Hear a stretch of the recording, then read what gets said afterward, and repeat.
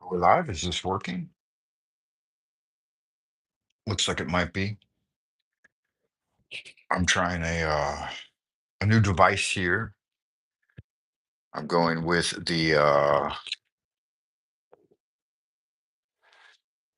iPad today. Yeah, I thought it might be fun. We got some new pins, guys, kind of exciting. The Uniball Air. Picked these up at the stationery store. I got red, blue, and black. They're really nice. The seller said that they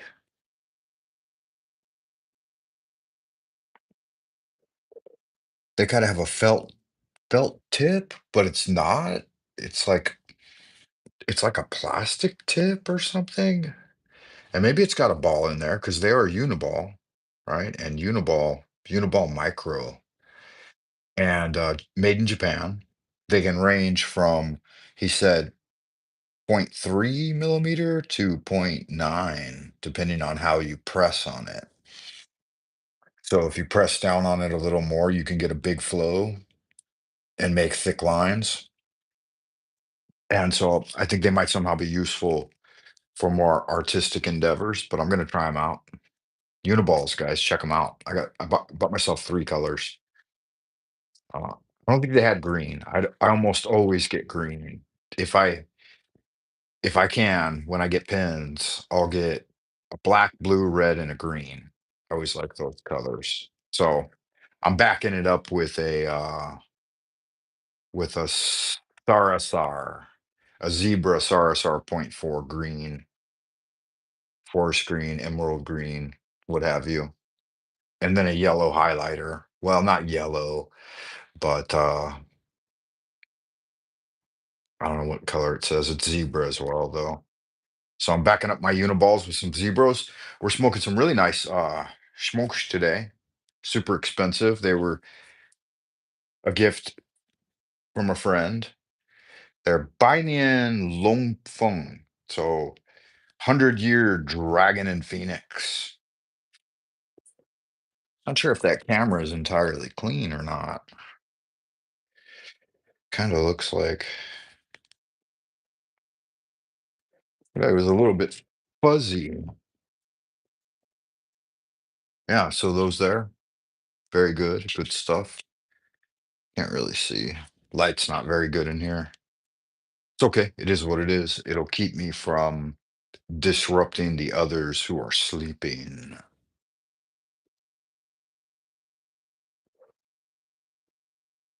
Yeah, so I thought I'd hang out with you guys for a moment, have some coffee,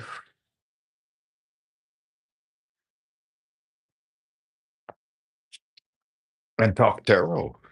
Yeah, have a little coffee and tarot. We got the Rider White. I forget what this one's called, the Centennial deck, I believe. One of my favorites. I like the muted colors in this deck. They're not real strong. They're kind of desaturated. I also like the Universal though. The Universal is a little more saturated in the color.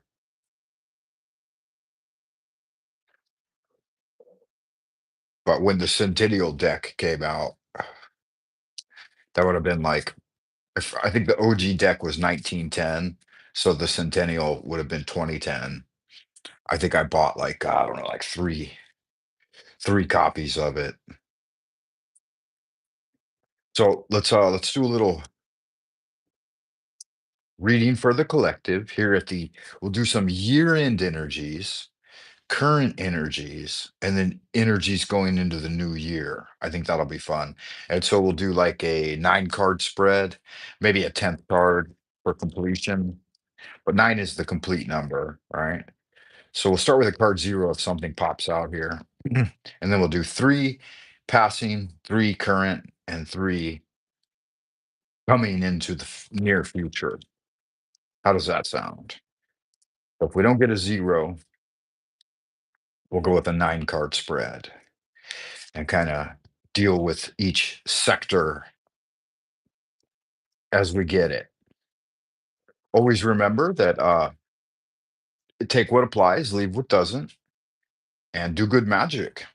Holy art thou, Lord of the universe, the vast and the mighty one, creator of heaven and earth, maker of all things visible and invisible, master of both the light and the darkness, he who was, is, and shall be. We adore thee and we invoke thee.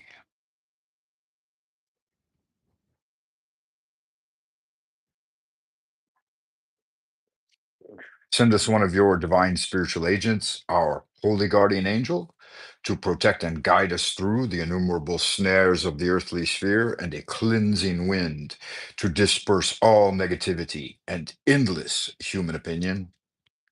Teach us those secret things which we must know for the completion of the great work and the glory of thine ineffable name, Adonai. So it is commanded and confirmed. So mote it be. Amen. All right, we're going to go ahead and start off with those three cards for the past: Empress, Seven of Cups, and Nine of Wands. There's the passing energy spread.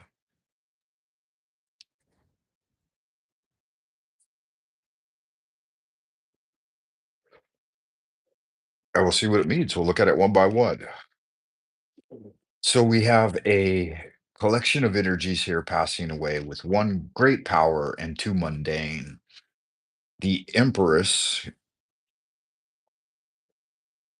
goddess of the stars, Columbia, Venusian Netzach, the bringing down of energy to the seventh sphere in the tree of life, the manifest, the pure manifestation of the feminine energy, a diadem of 12 stars. She holds the wand or rod, the scepter of the emperor in one hand, about to pass it off to him. So she's the precursor to the emperor's movement. She's the inheritor of the high priestess, right? So right before her is the priestess, the secreted knowledge, the intuition. This is the imagination. All things within her realm come to fruition and thrive. So a good thriving energy, the harvest, the reaping of the harvest, and the woman, the feminine, the divine feminine, fecundity. I wonder if my wife's pregnant again. Hmm. And then next to her is a kind of bewilderment, right? With this Seven of Cups, the Lord of Illusion, bringing forth many various aspects, bewildering the aspirant in daily affairs. So maybe too many things piling up, kind of the Christmas energy of a ton of different things going on, and the hecticness that Ordo ab Chao, got to make the choice. There's a serpent, a veiled woman, a revealed woman, castle. So all of these lofty dreams and goals that seem somehow ephemeral. Yeah, good for the Christmas energy. And then the Nine of Wands on the side of that. Oh, that's no good. You're not supposed to drop cards, man. I say if you drop a card, you should fall off your reading. But I think that was just due to the awkward situation of here in this little room that I'm in. That nine, that seasoned warrior, that having been through hardship and continuing to suffer some of the blows of hardship, that repercussion, that final stage where you're about to gather it all up and head off to the harvest, right? And kind of world weary, a bit of ennui. That's kind of what I'm feeling right now. I got a bit of a thing going on. And so that causes some of that world weary suffering. But you've got the strength and the experience to move forward. So looking back at the year, yeah. So and this card is looking back, he's on the right side of the three-card spread and looking back towards the other cards. The Empress is looking out and forward. She's looking, pretty much dead on to the aspirant with a slight indication of looking towards the future. Good. So this is a good finish to the year, right? It has been another year of hard knocks and getting to know the divine feminine a little better. I've certainly experienced that, and I'm ready to get into those present energies now. So we'll go three more cards for the present. We'll go ahead and mix it up a little bit again.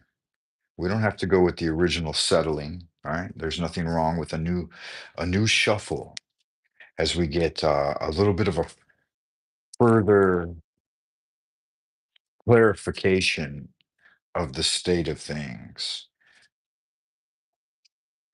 Heaven and earth are the spontaneous manifestations of the supreme universal law. Divine spirits and ancient masters, your son would like counsel on the current stage of things as we move out of 2025 and into 2026. What are some of the current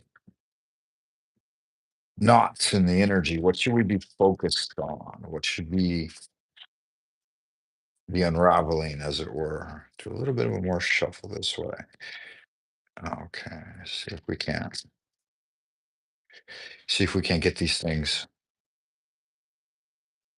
in the vibe.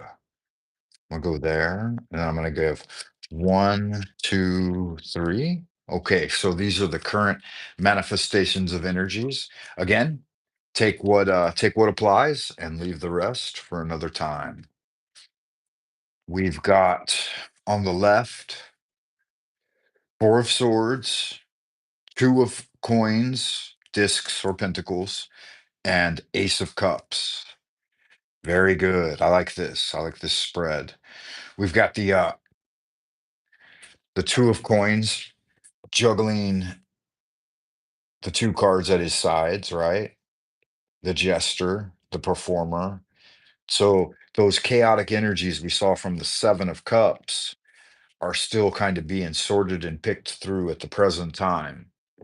Then we've got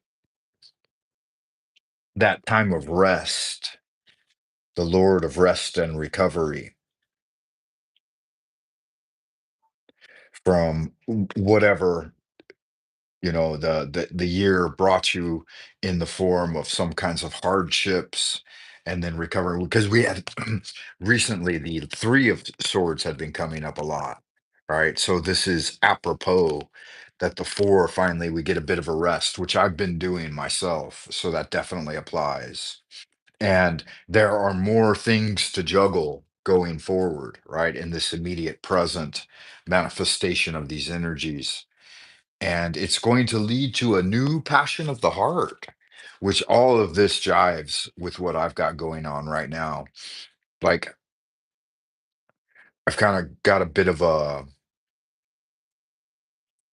thing I'm dealing with, and I've been resting. In fact, I slept all day yesterday. I mean, how how apropos is that? And then this one, there are certain things that I'm juggling with in my current immediate situation that I'm a little bit unsure of, right? I'm kind of up on one foot and there's turbulent waters in the background and you got that big hat on, right? Which puts you in a position of uh under scrutiny by the public, right? The performer, obviously, one's wrong move and they lampoon your performance, right? But then this beloved talisman of moving forward into love for life, right? Spiritual, emotional, inward seeking of rectification of the heart, always a good one. That peacemaking, that Many of you may know when you get the Ace of Cups, right? Like it's water on parched ground. There was a Zen master who once said that the answers to life are easy. When hungry, eat. When thirsty, drink. Drink from the waters of life, yeah? And when tired, sleep. And I try to follow those natural patterns as closely as I can. That water energy coming in. And Pisces is on the rise. Well, soon. It's not that far off. We're still in Capricorn, Aquarius, and then Pisces. So it's a couple of months out, but it's never far from me. It might be in the moon cycle right now. I haven't checked. Let's look at those future energies. What's going to be coming in the near future? Again, divine spirits and ancient masters looking forward into the year. I've cut to that three times, guys. I haven't shown it to you, but in this little reading here, that's come up on the cut three times. So it's making its presence known. End of the year, it makes sense, right? End of the year, according to the solar calendar, right? This what is it, Gregorian master calendar of the Pope, which isn't it's not the end of the year here in China. I mean, it's the end of the financial year, I guess, but the Chinese New Year doesn't start. I think it's February 17th this year. So it starts a little bit closer to Pisces where it should, right? And if anybody knows anything, they think they would probably jive with the idea that Jesus's birth was probably closer to March, maybe even a little later in March, right? The fish religion, the son of Dagon. All right, let's go from there. Three cards. One, two, three. Interesting. Interesting. I like that that Piscean energy came forward again. The master of rushing and swirling waters, right? He was the first one to pop up in this little futuristic three-card collective spread going into January, February, March. We've got that kind, compassionate master of the waves and oceans, Dagon risen, yeah, upon his watery kingdom. Notice the throne is there upon the waters. Lots of fish imagery and a three-mast schooner in the back, yellow, blue with flash of red, a very interesting crown on his head, deep, deep feeling, a beloved consort, water of air, air of water. Kings represent air, it's in the element of water. So the thinking, penetrating, discerning aspect of the watery signs, the culmination of Pisces, Cancer, and Scorpio. Hmm. This is a good significator for your beloved wayfarer, Frank Monday. Sun in Pisces, Moon in Scorpio, and Cancer as my ascendant. So the true king of the deep waters, son of Dagon, right? All hail the father Dagon. All hail the mother Hydra. The stars align. The shining trapezohedron emerges, and Cthulhu is risen. So that's a good one, good powerful card, bringing forward those penetrating intuitive powers, the ability to have perfect kairos and teleos and logos, right? The apt and poised to strike at the key moment.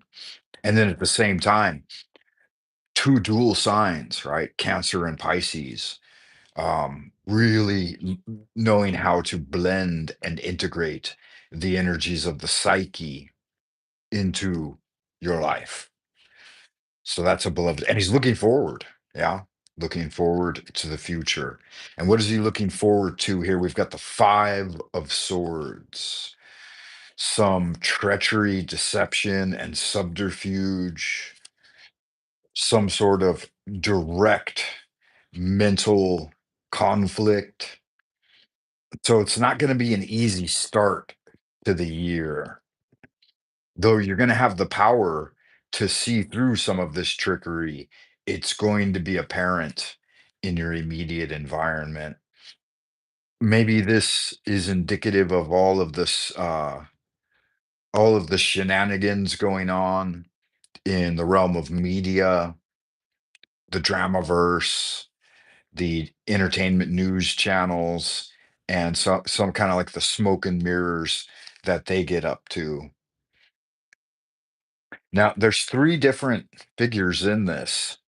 There's the one who had great loss, the one contemplating him, and then the victor contemplating the both.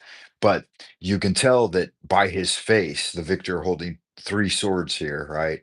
Two on his shoulder, one on the ground, and then two more on the ground in front of him, which he disarmed. It would seem four different assailants. The waters of the subconscious in the background, though, they're still. So he's arisen out of and come from the Four of Swords, which was that stillness within stillness and the rest and recovery. So you're getting back out there into the challenges of the intellectual realm.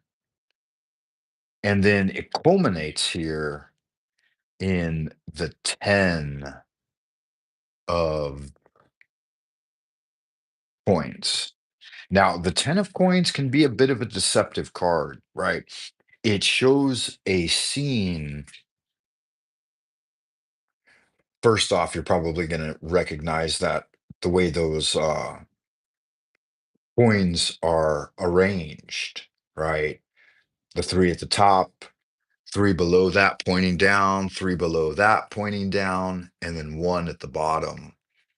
So as I set forth on this little reading, I said I was going to do nine, and then maybe if a card zero popped up, we would do that. So maybe we'll save one last card to satisfy the Ten of Pentacles, and we'll draw one last card for just the overarching energies of the year, and then maybe we'll get a major arcana on that.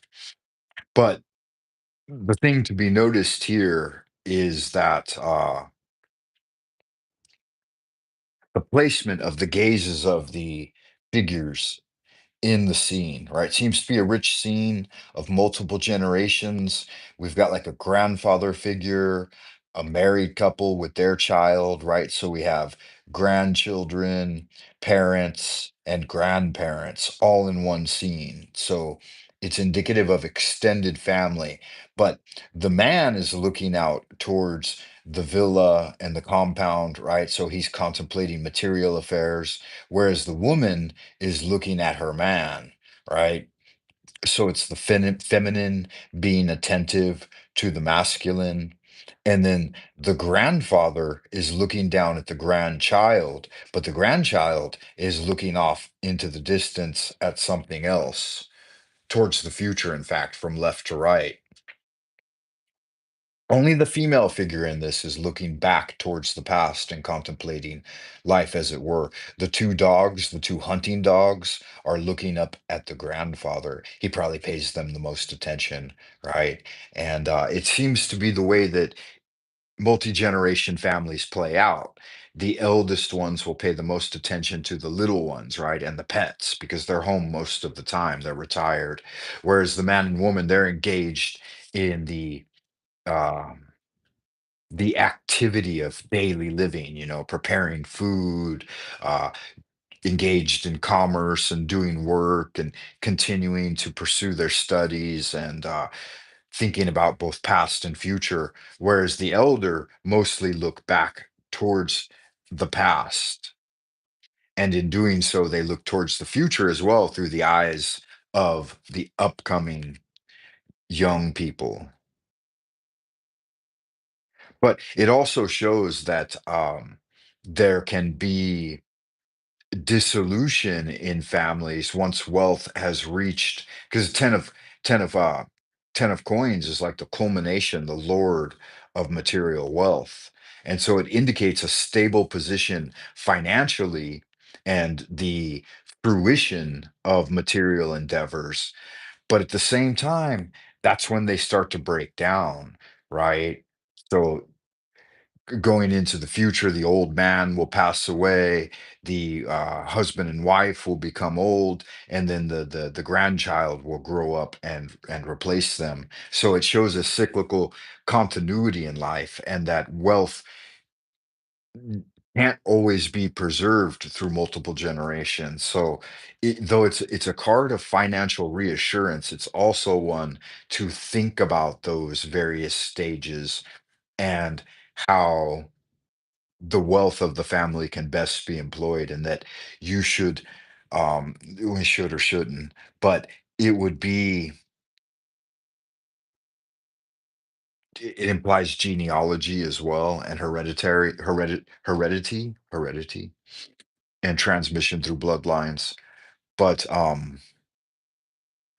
interact with your family as much as you can. It's going to be a family centered card, but it needs to be one needs to realize those familial energies and then do one's duty, right? So be attentive to the duty within the family. It's interesting too at the bottom at the cut, the 10 of cups, which is another beloved, even better, more joyous family type scene, a little more in line with the a little more in line with the gaiety of the family. Whereas this doesn't necessarily indicate that, right? It indicates that those coming legal things that have to do with the transmission of wealth rather than its enjoyment, right? And for the end of the year, we'll get a card zero, a card 10, we'll do a cut and a pull. Oh, wow. And it brought us right back to that. So that's good. Yeah. So I think that's the call to action. If you can learn the lesson of the 9 cards that we just went through and then apply them correctly, this will be the end result. This will be what you get, right? This is your reward. That happy family, that quintessential, um, what was it? How did it go? I forget who said it, but someone said it was a guy. I remember who said it, but I'm not going to reference it directly because it's a pretty common thing for everyone. And he was referencing someone else as well. Um, just that there was a mom and a dad with their kids, and one of the kids' son was out playing in the yard, and they were having a barbecue. You know, the dog's barking and running around, kids throwing the ball to the dog, and he rolled past his dad as his dad got the burgers ready or whatever, and the dad looked at the mom or in the kids or whatever, and he said, "This is what it's all about. This is the perfection of everything. This is what it's all about. This is the American dream, as it were." And the kid looked around and he's like, "Are you serious?" And he didn't get it, right? He didn't get it. But yeah, that's it, right? That's the culmination of the human experience. And it brings about um it it, it it seems prosaic, right? But that's in its prosiness is what makes it so grand. And a lot of people don't get it, right? Like you were probably raised, look, and I just shuffled and it came right back up again. You were probably raised by mom and a dad. You know, you might have grown up in a happy family or not, but that really is the big deal of life is the continuity and the continuation of the human life. That's why we're here. It's why we came into it, right? They ask the big question uh persistently throughout time, what's the meaning of life? Is 42 the answer to life, the universe, and everything? And I guess it kind of somehow is, right? In your 42nd year, you're probably married with children. and that's when you really get it. We do have a visitor out in Happy Land. I can't really see the chat very well. Sorry about that. But it looks like we got top chat, live chat. Okay, we'll hit the live chat button. Um, Claudia Pratt, 6534. Good to see you. Welcome. I'm just doing a little tarot time with Frank Monday, reading some tarot cards, chilling here at the villa. Thought I'd do a brief transmission for end of the year energies. And I've done it. I did a 10 card spread for the collective on passing, present, and future energetic assimilations here at the end of 2025. Even though there's a couple of months left in the year of the snake, we won't be transitioning into the year of the horse until February 17th, I believe, is what I saw. I'll check the calendar here again. The Chinese New Year, the first day of spring is February 4th, and the Chinese New Year is February 17th. Let me check to make sure that's correct. So February 17th, yeah, Chunjie, the new year, and that'll be the first month of the lunar solar new year for China. And then we've got